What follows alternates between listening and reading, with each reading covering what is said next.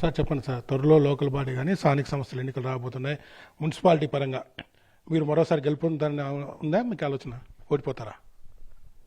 ఏదో మన చెప్పిన వాడు ప్రెస్ చేస్తాంటే అప్పుడే నేను గెలిచినోడిని. అసలు ఇప్పుడు తెలుసా మీకు, 2 నెలలు సోలార్ చేస్తున్నా మున్సిపాలిటీ అంటే 25 లక్షలు మిగిలిస్తా, డబ్బులు తెస్తున్నా, వ్యాన్లు తెస్తున్నా, ప్రతి వార్డుకు ఒక వ్యాను, సిస్టమ్ అంత ప్రైవేటైజేషన్ చేస్తున్నా. అండర్ గ్రౌండ్ డ్రైనేజ్ కూడా 6 మందికి పంచుతాను ఊరిని. వాటర్ 100% 24 ఇస్తున్నా, బ్రహ్మాండంగా ఇస్తున్నా నీళ్లు. ఏమంటే 5 ఏళ్ళు గడిచిన 5 ఏళ్ళు చెడిపోయిన నరకం అనుభవిస్తాను. ఆ సీపేజ్ అండర్ గ్రౌండ్ డ్రైనేజ్ దగ్గర దగ్గర నాకు ఇప్పుడు 20 కోట్లు కావాలా, లేదు ఏదో అవస్థ పడుతున్నా. ఇది నేను ఈ ఊరికి అప్పున్న తీర్చుకోలేను, నా జీవితంలో ఈ అప్పు తీర్చుకోలేను. అంటే నన్ను అంత బాగా చూసుకున్నారు, నేను బాకీ పడినా ఈ ఊరికి. అందుకోసం నాకు వేరే ధ్యాస లేదు, సంపాదన కూడా అవసరం లేదు నాకు. ఎంతసేపు అది కాక మా ఊరు ప్రజలు నాకు అమోఘమైన ఇది ఇచ్చినారు. ఎక్కడ పోయినా సెల్ఫీ అంటారు, పైన అంటారు, ఎక్కడ పోయినా మినిస్టర్లు కానీ ఎవరు ఎమ్మెల్యేలు కానీ నన్ను ఎంత బాగా చూసుకుంటారంటే only because of my Tadipatri ప్రజలు. నాకు ఆ రోజు పట్టం కట్టినారు చూడు, అది నాకు చిరకాలం నిలిచిపోతుంది. ఇప్పుడు మరోసారి కూడా మీకు పట్టం కట్టబోతారా ప్రజలు? జేసీ వాళ్ళకే పట్టం కడతారు, ఎందుకంటే తెలుసు వాళ్ళకి పని చేస్తామని తెలుసు.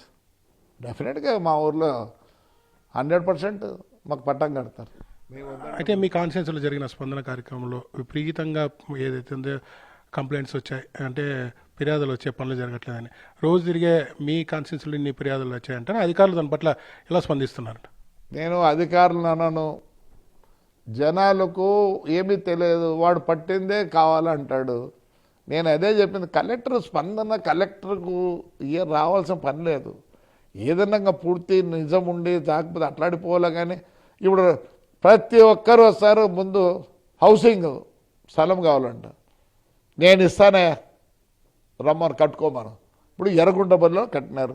ఇప్పుడు తాడిపత్రిలో కట్టాలంటే భూమి ఇవ్వాలంటే ₹1,00,00,000 ఉంది సెంటు, ఎకరా 1,00,00,000 ఏముందిలే, దడిగా ఉంది.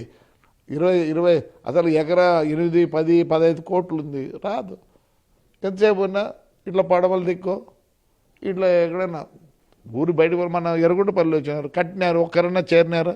ఆశ ఏమంటారు, ఓ ఇట్నా దూర్ అయి బో దూర్ జానా అంట. ఇప్పుడు కడప రోడ్లో మేము బీడీ వాళ్ళకి ఇస్తాను, ఆ రోజు బో దూర్ అంటారు. ఈ పొద్దు రెడీగా ఉన్నారు, ఎందుకంటే సెంటు దగ్గర దగ్గర 5-6 లక్షలు అవుతుంది. తొందరలో అది కూడా ఇస్తాను. ఆటో నగర్లో నేను ఇచ్చిన, ఆ పొద్దు దూరం అంటారు, దూరం అంటారు. ఈ పొద్దు కావాలి, ఎందుకు 3 లక్షలు ఉంది ఆడ. ఇది రూల్ ఒకటి తేవాలి, ఇస్తాం పట్టా, మీరు మూడు నెలల లోపల గుణాది వేయాలా, 6 నెలల లోపల గోడలు కట్టాలా, సంవత్సరం రూపాయలు చేరాలని పెడితే ఉంటుంది. కానీ వాళ్ళకు ఆశ ఎక్కువైంది అంతే. పాపం కష్టం. సరే నిజంగానే ఎర్రగుంటపల్లిలో ఇస్తే రోజు రావాల పోవాలంటే ఎంత కష్టమైంది, బతుకుతారు వీడుంది కాబట్టి. ఇది మామూలే. ఇంకోటి పోయిన దీంట్లో రెవెన్యూ ఎట్లంటే అట్లా పనిచేసినారు. ఎంఆర్ఓలు వాళ్ళు వీళ్ళ భూములు జరిపి ఆ భూములు జరిపి అవన్నీ చేయాలంటే సర్వే గిరివే అన్నీ చేయాలి. వాస్తవంగా నిన్న 380 అప్లికేషన్లు వచ్చినాయి. దాంట్లో జినాయానికి వచ్చి మాకు కనిపించింది 58. తిరుగుతాను. అందుకని ఒక పని చేయాలి వాళ్ళు.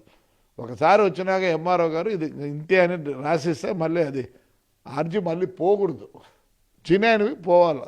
జినాయినవి ఇప్పుడు 60 ఉన్నాయి, కరెక్టే. స్పందన లేకపోవాలా, కలెక్టర్ చెప్పాలా.